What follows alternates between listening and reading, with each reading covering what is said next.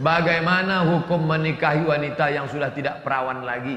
Padahal lelaki itu belum pernah melakukan serupa kepada wanita. Apakah boleh menikahinya? Nama kitabnya Fikih Sunnah. Nama penulisnya Sayyid Sabiq. Sayyid Sabiq mengutip dari kitab Majmu' Fatawa Ibnu Taimiyah. Bunyi teksnya begini.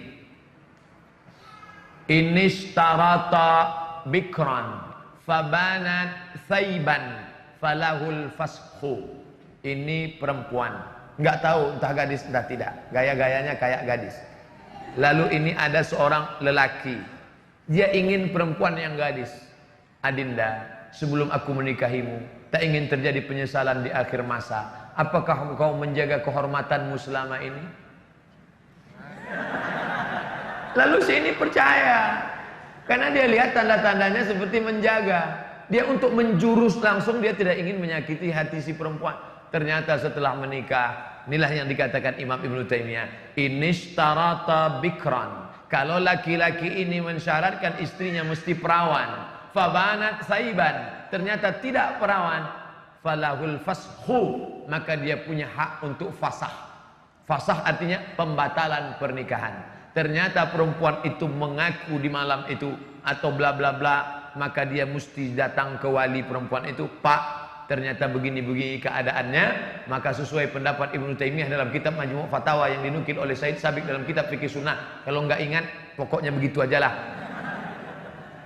Ini starata bikran, kalau seorang laki-laki mensyaratkan istrinya mesti bikr, gadis, fabanat saiban, ternyata tidak gadis, falahul fashu, maka dengan ini aku membatalkan pernikahan. Bapak nggak perlu tahu orang lain ini bla bla cerita ini, jangan langsung jangan diekspos ke FB. Ini penyakit orang sekarang. Begitu terjadi masalah, ternyata kau tidak seperti yang kuinginkan. Kasihan. Bagi yang suka tolong like and share. Bukan begitu cara menyelesaikan masalah. Selesaikan menurut tuntunan syar'i agama Islam. Tapi ternyata tidak semua laki-laki begitu. Banyak laki-laki yang siap. Kamu gimana? Walaupun tidak perawan, aku tetap menerima dia Pak Ustadz. Apalah arti sebuah keperawanan? Jadi jangan samakan semua laki-laki. Yang penting dari awal itu jangan ada dusta di antara kita. Assalamualaikum waalaikumsalam warahmatullahi wabarakatuh. Saya belakangan ini malu dengan diri saya sendiri dan Allah, karena orang-orang yang mengkategorikan saya sebagai orang soleh. Primus berarti pria muka soleh. Padahal di balik itu saya sekarang terjerumus kembali ke dalam salah satu dosa besar.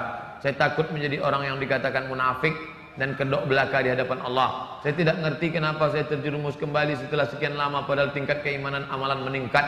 Ustadz mohon untuk memberikan arahan, untuk memberikan cara kepada saya untuk taubatan nasuha, dan mohon juga Ustadz untuk berkenan mendoakan saya sehingga tidak terjerumus. Mengapa? Why? Kenapa kembali terjerumus? Maka kalau ada orang tobat, setelah tobat dia kembali ke masa lalu, yang perlu ditelusuri adalah mengapa dia kembali. Akar masalah penyakitnya apa? Saya kembali ke pekerjaan yang lama itu Pak Ustadz karena masalah ekonomi. Oh, berarti anda terjebak riba. Sebelum tobat riba, setelah tobat kembali ke riba. Berarti ekonominya mesti diperbaiki. Lepaskan dirimu dari riba. Berarti ekonomi. Apa sebabnya? Saya dulu Pak Ustadz sudah berhenti, nggak lagi nyanyi-nyanyi karaoke, lagu metal, lagu hantu, lagu setan. Tapi sekarang masih. Sebabnya Pak? Pergaulan. Berarti harus di-cut pergaulannya. Sebab kamu kenapa? Saya kembali ke masa lalu, perbuatan ini. Masalahnya apa? Seks. Kenapa muncul masalah seks? Karena belum menikah. Ya nikah. Man istata'a minkumul ba'ah. Siapa yang sudah mampu falyatazawwaj, menikah. Kalau nggak sanggup menikah, falaihi bisawm, perbanyak puasa sunat. Makan berkurang, libido seksual turun, nafsu ada, tenaga nggak ada. Nafsunya ada, tenaganya nggak ada. Apalagi mahasiswa di kampus, datang kawan, tengok tuh ada cewek cantik. Mana? Udah nggak ngeliat deh. Maka disuruh banyak mempuasa sunat. Maka jangan mengobati masalah yang sebenarnya bukan inti masalah. Maka saya kalau ceramah saya mesti tahu dulu ini masalahnya apa. Jangan sampai kita bawa entrostop, ternyata orang sakit migrain. Kita bawa bodrek, dia mencret, nggak sesuai. Maka kamu yang paling mengerti tentang dirimu. Apa masalahmu? Atasi masalah tanpa masalah. Nggak ada ya syariat. Kenali diri. halakam ru'un lam ya'rif qadrahu. Orang yang paling celaka adalah orang yang tidak mengerti dirinya. Kamu masalah sekarang, iya. Masalah kamu apa? Disitulah letak masalahnya Pak Ustaz. Saya tak mengerti apa masalah saya. Ini paling masalah.